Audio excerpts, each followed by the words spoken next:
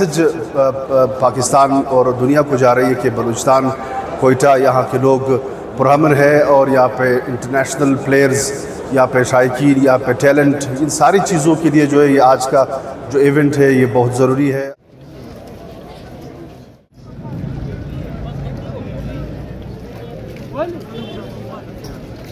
यहाँ पे आज पीसीबी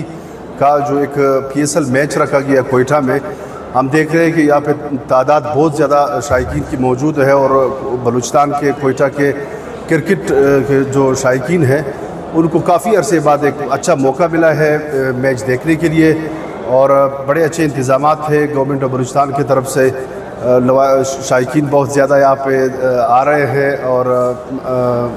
हम भी यहाँ पे पहुँचे हैं मैच एंजॉय करने के लिए और एक अच्छा मैसेज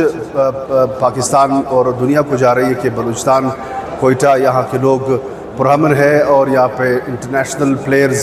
यहाँ पे शायकीन, यहाँ पे टैलेंट, इन सारी चीज़ों के लिए जो है ये आज का जो इवेंट है ये बहुत ज़रूरी है। हम भी यहाँ पे पहुँचे हैं और हमारे साथ हमारे सारे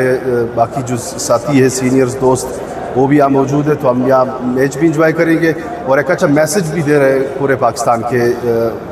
क्रिकेट